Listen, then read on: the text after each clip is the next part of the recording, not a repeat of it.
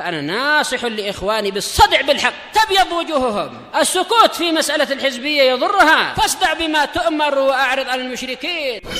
سلامي على دماج ورجالها والشيخ يحيى ودار العلم يا سعد بانيها.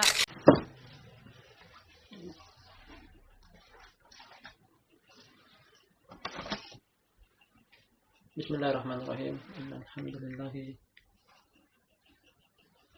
نحمده ونستعينه ونستغفره ونعوذ بالله من شرور أنفسنا ومن سيئات أعمالنا. من يهده الله فهو المهتدي ومن يضلل فلن تجد له وليا مرشدا. أشهد أن لا إله إلا الله وحده لا شريك له وأشهد أن محمدا عبده ورسوله صلى الله عليه وعلى آله وسلم تسليما كثيرا مزيدا. أما بعد إخواني في الدين أعزني وأعزكم الله جميعا. Kita lanjutkan kajian kita dari kitab Al-Mabadi'ul Mufidah fi Tauhid wal Fiqh wal Aqidah. Pondasi-pondasi dasar yang bermanfaat dalam pengesahan Allah, pemahaman ibadah serta ideologi. Sebuah tulisan yang ditulis oleh Syekh Yahya Ibn Ali Al-Hajuri hafizahullah ta'ala. Ikhwan fillah, 3 poin sebelumnya secara berturut-turut sampai disejarkan kepada kita tentang hal-hal yang berkaitan dengan beriman kepada hari kiamat. Yang dimulai dengan poin balasan bagi orang mukmin serta balasan bagi orang kafir di hari kiamat. Beliau susulkan lagi dengan poin tentang tidak perlu kita mempersepsikan bahwa seorang itu penduduk surga ataupun penduduk neraka kecuali dengan dalil. Beliau lanjutkan lagi dengan menerangkan tentang 3 jenis alam yang akan dilewati oleh setiap umat manusia.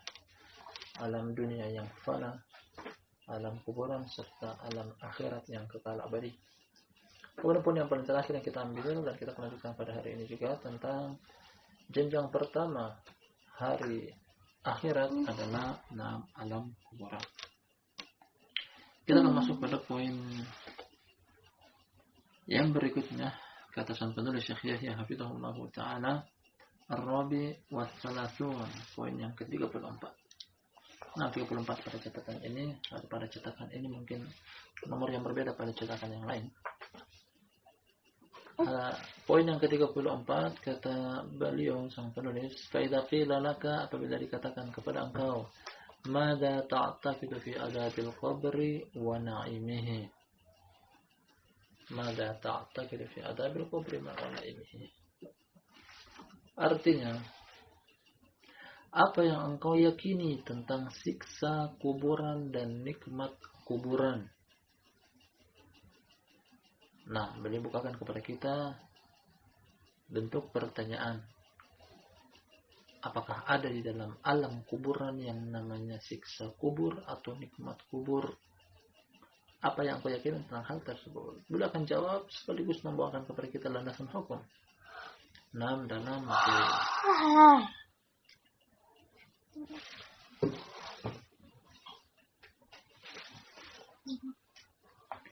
Fakul maka katakanlah, beliau jawab tentang siksa kubur dan nikmat kubur. A'taqidu annahu haqqun liman kana lahu ahlan.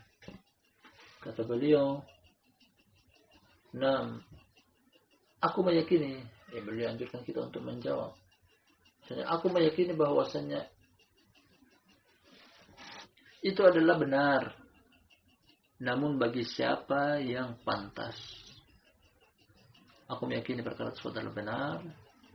Namun itu akan bagi siapa yang pantas? Pantas untuk disiksa di alam kubur, nanti akan disiksa dan itu adalah hak. Pantas bagi siapa yang diberikan nikmat di alam kuburan dan itu juga adalah hak. Ada siksa kubur dan nikmat kubur bagi 2 pihak yang berbeda, mukmin dan kafir. Akidah Ahlussunnah wal Jamaah meyakini hal tersebut adalah hakun berdasarkan dalil yang akan sang penulis sebutkan kepada kita.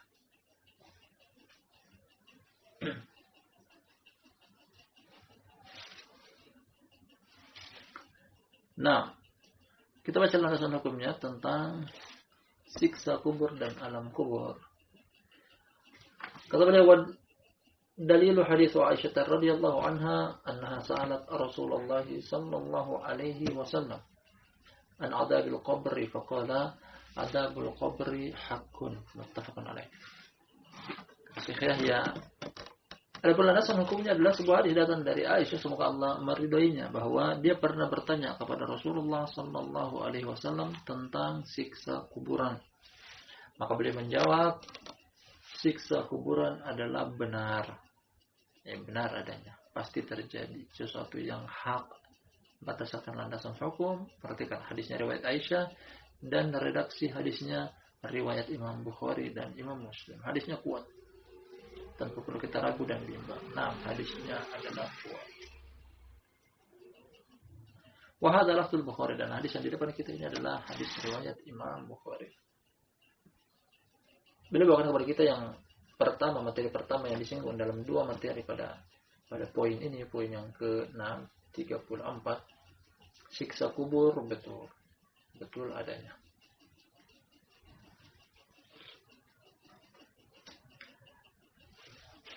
Nah, kita baca yang berikutnya.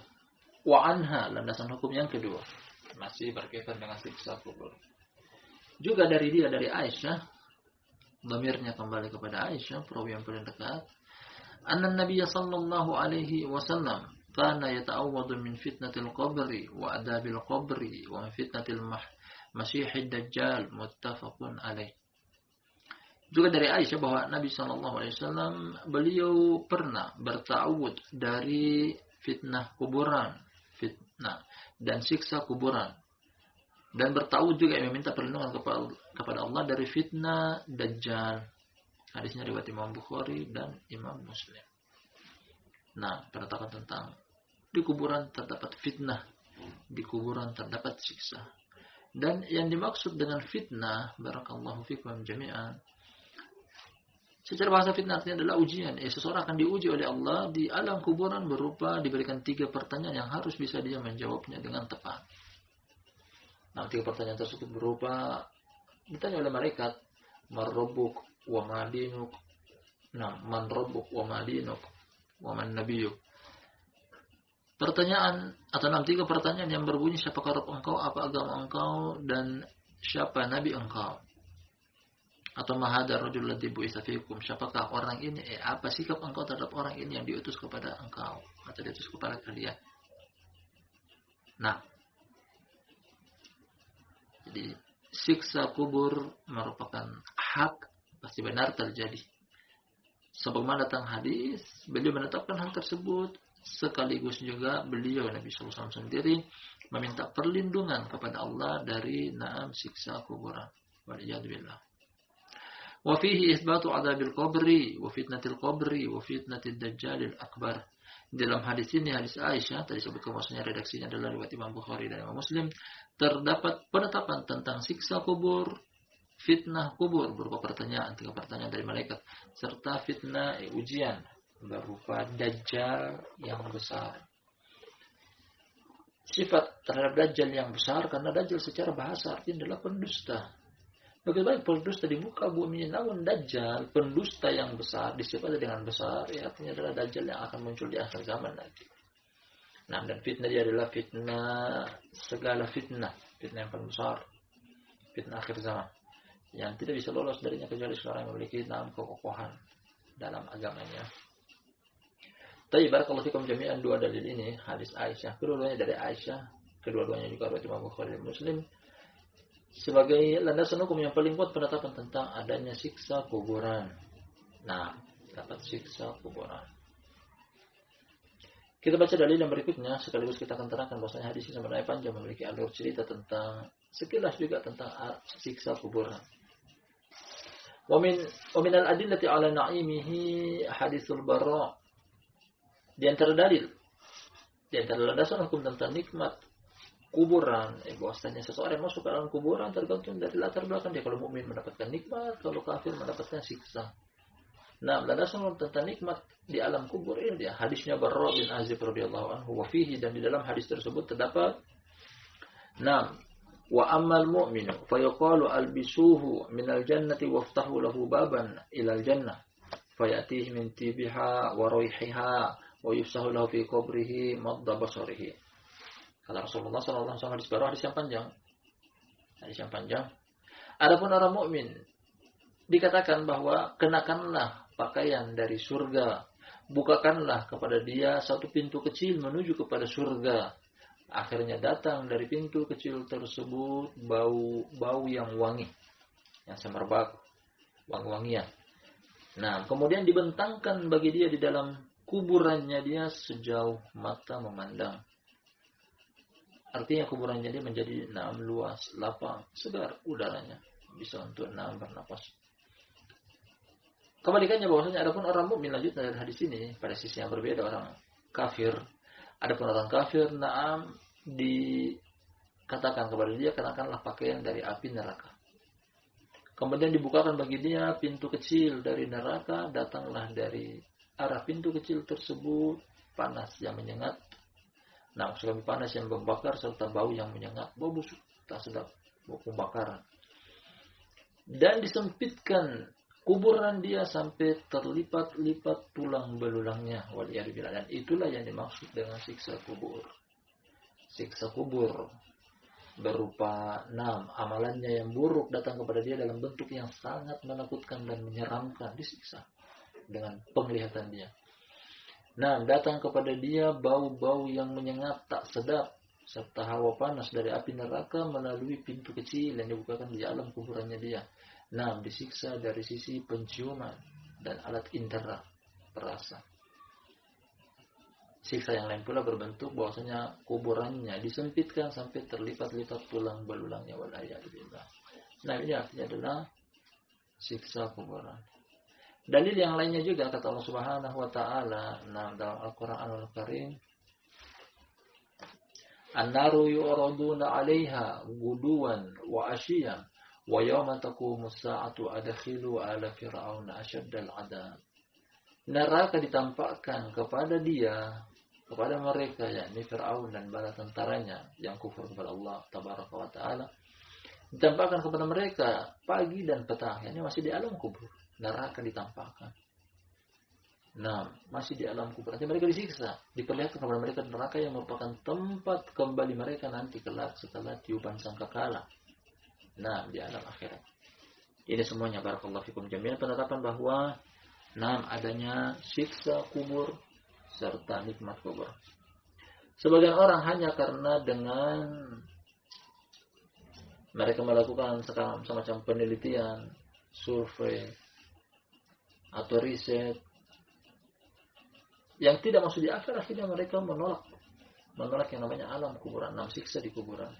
Sebab mereka memasangkan ketika mengebumikan jenazah, memasukkan jenazah ke alam di liang lahatnya, kemudian mereka memasangkan entah itu mikrofon atau alat perekam atau pembesar suara yang disambungkan keluar. Mereka mendengar apa yang terjadi kepada seseorang yang telah masuk ke alam kuburannya. Ketika mereka tidak mendengar sesuatu apapun sampai lewat berhari-hari, tak satupun suara yang muncul dari mikrofon tersebut, pembesar suara tersebut atau alat perekam tersebut, akhirnya mereka menafikan yang namanya siksa kubur. Orang ini tidak paham dengan dalil. Mereka menyangka bahwasanya alam kuburan sama dengan alam dunia. Telah kita dapati dari penjelasan penulis bahwasanya alam kuburan beda dengan alam di kehidupan dunia. Makanya alam dibagi menjadi 3, alam dunia tempat kita tinggal sekarang, alam kuburan adalah alam gaib. Tidak bisa ditelusuri dengan alat pembesar suara, perekam suara, atau mikrofon atau yang semisalnya. Alam kuburan tidak bisa ditelusuri. Seorang yang telah sampai ke alam kuburan berarti dia telah sampai ke akhirat dia pada jenjang yang pertama dari dalil telah terdahulu. Ini menunjukkan bahwasanya orang tersebut tidak memahami Al-Quran, tidak memahami hadis, tidak memahami agama Allah Subhanahu wa taala dengan semestinya. Mereka menyangka bahwasanya dalam alam kuburan sama dengan alam dunia, bisa didengar.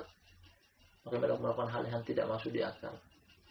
Kesemuanya itu berdasarkan barakallahu fikum kejahilan, kebodohan terhadap dalil-dalil yang datang kepada kita. Alhamdulillah, dengan dalil-dalil berupa Al-Quran dan hadis kita mendapatkan pencerahan dari penulis bahwasanya alam kuburan beda dengan alam dunia. Tidak sama. Hadisnya akhrajahu Ahmad fil Musnad wa huwa hadisun sahih. Hadisnya adalah hadis Ahmad dalam Musnad. Riwayat Imam Ahmad dalam Musnadnya, dan hadisnya sahih. Datang juga sebuah hadis barakallahu fikum jami'an tentang siksa kubur yang lebih sorry ya, lebih jelas. Sebuah hadis dari Ibnu Abbas, riwayat Imam Bukhari dan Imam Muslim. Kata Ibnu Abbas, bunyi hadisnya bahwa marran Nabiyyu sallallahu alaihi wasallam bi qubraini. Nabi SAW pernah melintas di dua buah kuburan, yakni bersama beberapa orang sahabat. Kata Ibnu Abbas radhiyallahu anhuma, faqala an-nabiy sallallahu alaihi wasallam innahuma la yu'adzabani wa ma yu'adzabani fi kabirin. Sambil menunjuk ke arah dua buah kuburan tersebut, beliau berbicara, beliau mengatakan, dua orang penghuni kuburan ini sementara sedang disiksa di sekarang, di kala itu, di saat tersebut.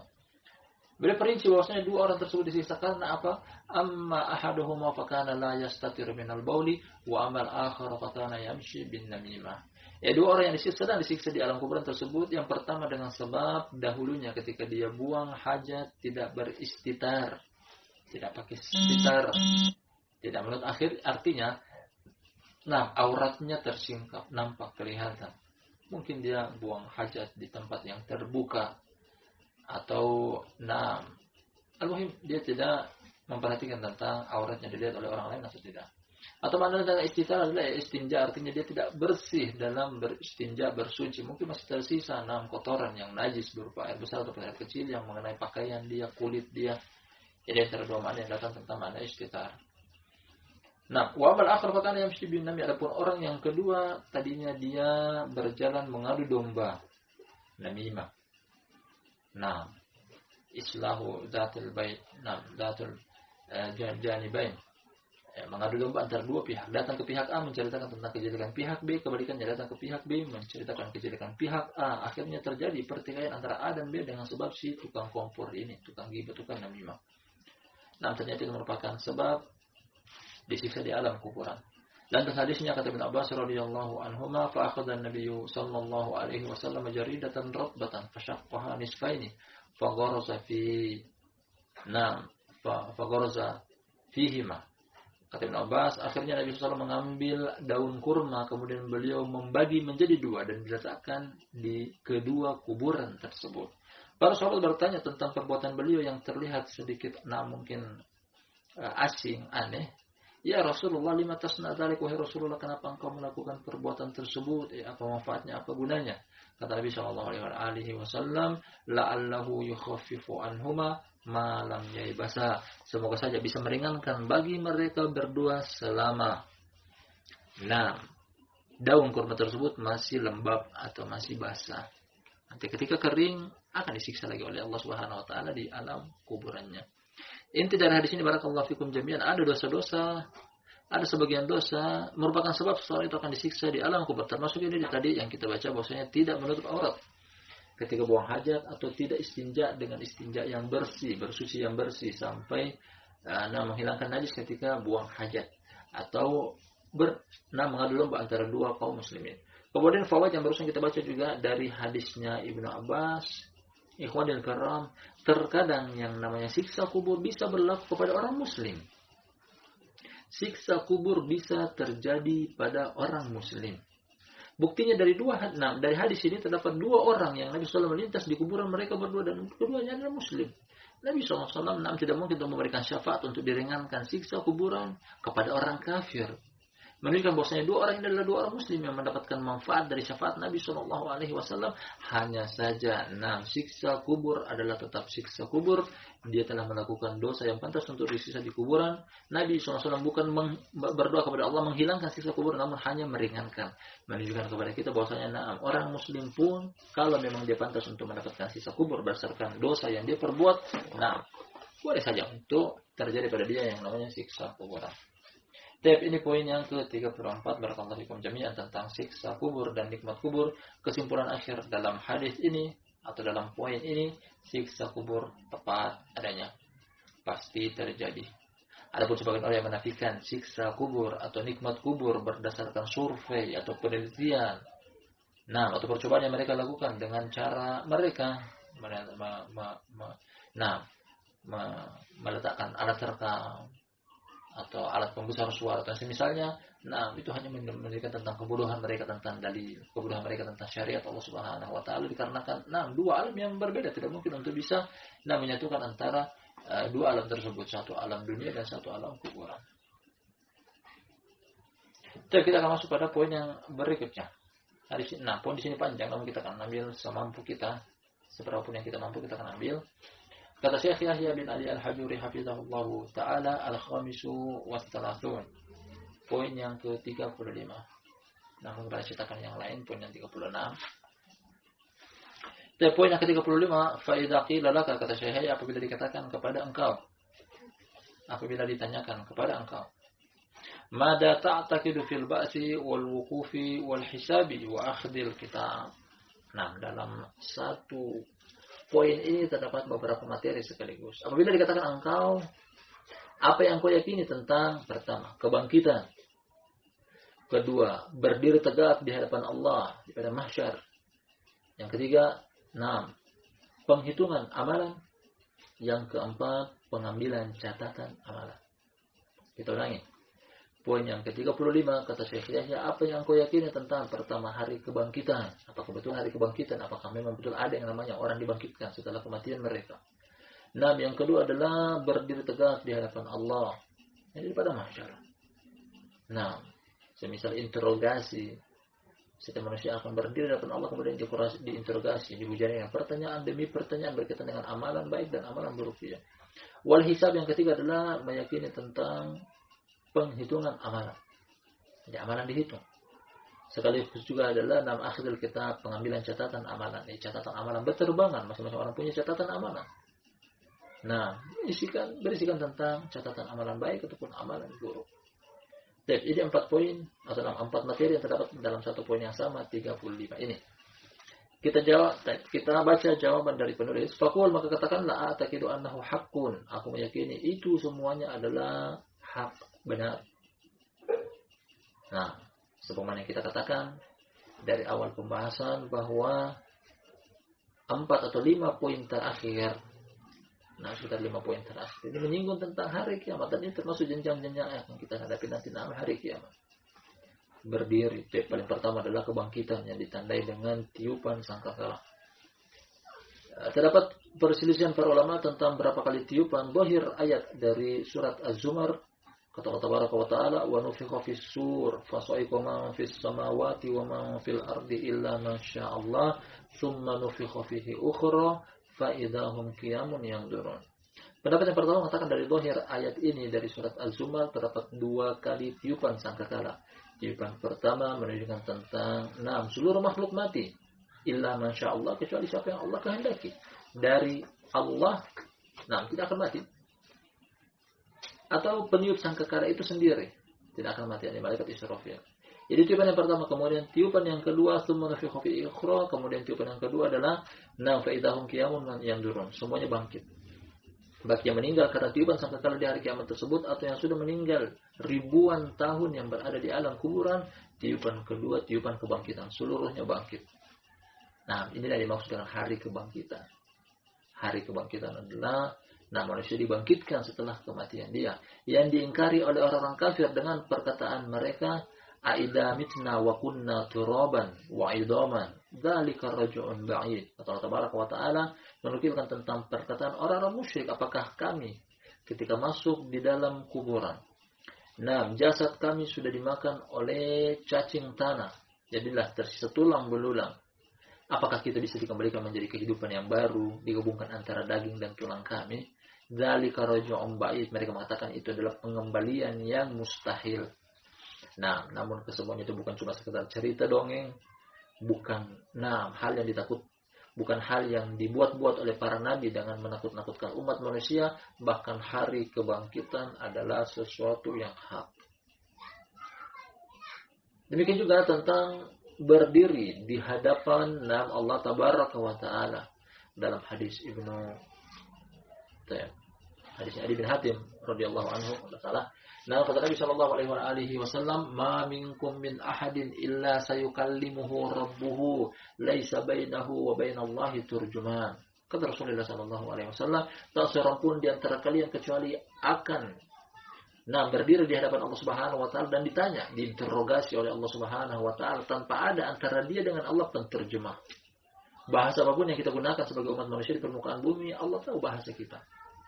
Tanpa ada penterjemah, tanpa ada perantara, tanpa ada penghubung. Al-muhim hanya kita dengan Allah Subhanahu wa taala. Perseorangan kita, per individu kita akan dihujan dengan pertanyaan demi pertanyaan dengan apa yang kita pernah kita perbuat. Al-wukuf. Kemudian juga adalah penghitungan. Al-hisab yang terkadang dalam Al-Quranul Karim disahkan dengan mizan, timbangan. Tapi sebelum kita membaca landasan hukumnya, barakallahu fikum jami'an, muncul pertanyaan, apa gerangan yang ditimbang? Hal apa yang ditimbang dari diri kita? Berdasarkan dalil yang datang, baik itu Al-Quranul Karim dengan hadis Rasulullah sallallahu alaihi wasallam, ada 3 hal yang ditimbang dari kita. Pertama adalah amalan. Yang ditimbang adalah amalan perbuatan kita. Datang dalam hadis Abu Hurairah radhiyallahu anhu. Dalam riwayat Imam Bukhari kata Nabi sallallahu alaihi wasallam, kalimatan khafifatan fil lisan, thaqilatan fil mizan, habibatan ilar rahman, subhanallahi wa bihamdi, subhanallahil azim. Kata Rasulullah sallallahu alaihi wasallam, ada 2 kalimat yang ringan diucapkan di lisan, berat di timbangan, dicintai oleh Ar-Rahman. 2 kalimat tersebut adalah subhanallahi wa bihamdi, subhanallahil azim. Ini menunjukkan bahwasanya amalan ini adalah amalan yang termasuk ditimbang. Jadi sisi pendalilan dari hadis ini berkaitan dengan materi yang sedang kita kaji, bahwa yang ditimbang adalah amalan. Yang ditimbang adalah amalan.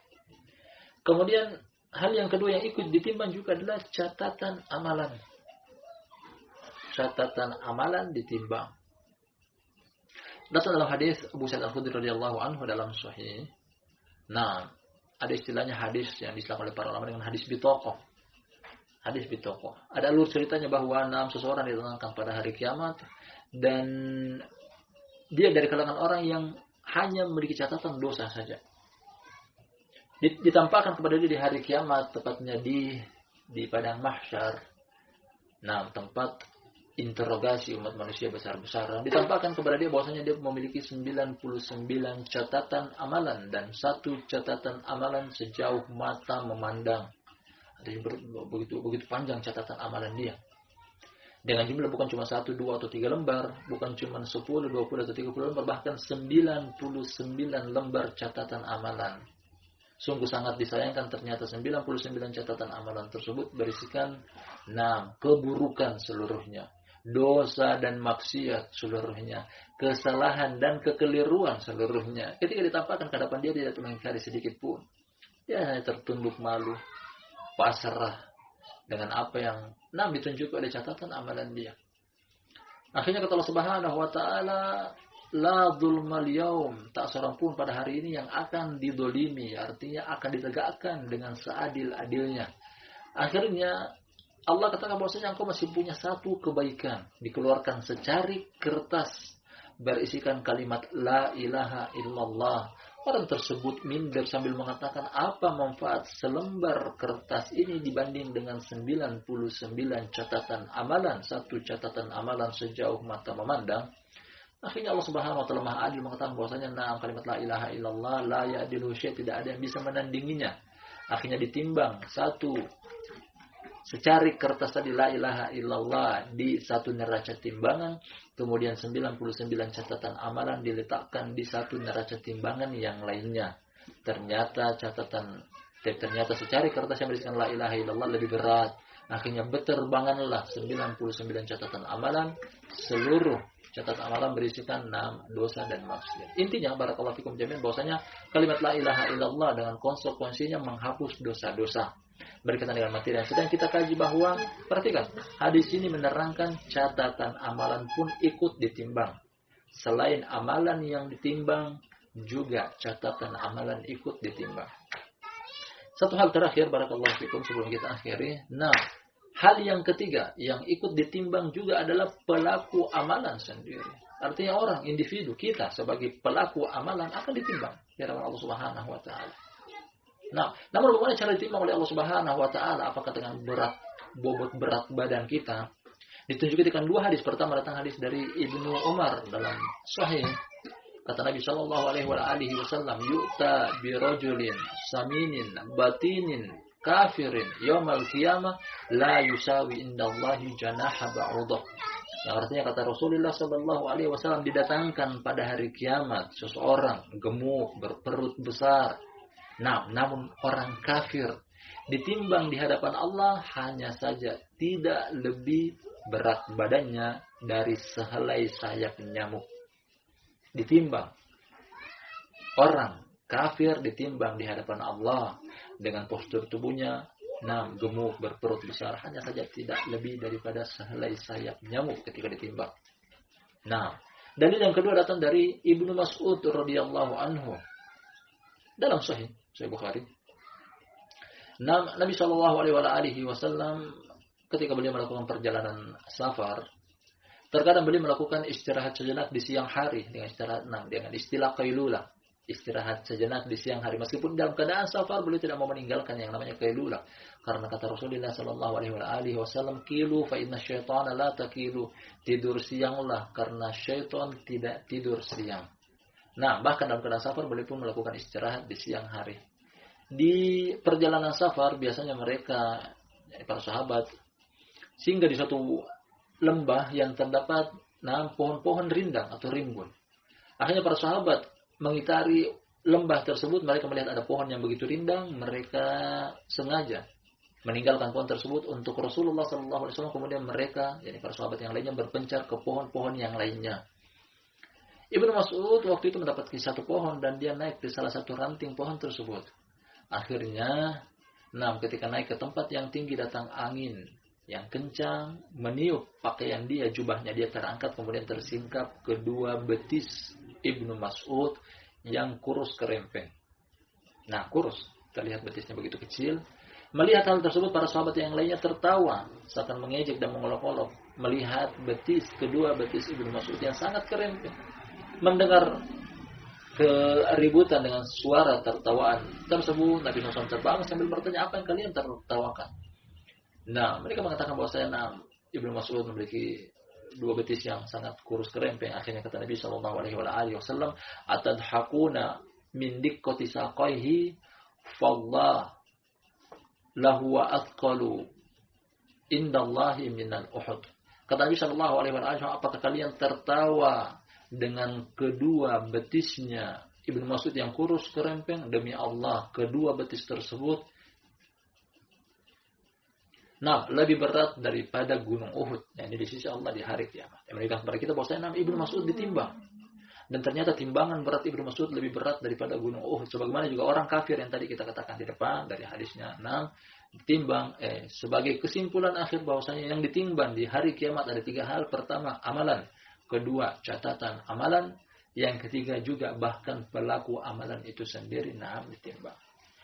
Berkaitan dengan penyebutan dalil-dalil satu persatu dari 4 poin ini, berkaitan dengan pertama kebangkitan, kemudian tegak berdiri di hadapan Allah diinterogasi, kemudian penghitungan amalan serta berterbangan catatan amalan. Insyaallah kita akan baca landasan hukumnya satu demi satu pada lain kesempatan. Mudah-mudahan apa yang kita kaji pada pertemuan kita di sore ini berbarokah. Lebih dan kurangnya mohon dimaafkan. Kita akhiri dengan doa kafaratul majlis. Subhanakallahumma wa bihamdik, asyhadu an la ilaha illa anta, astaghfiruka wa atubu ilaik.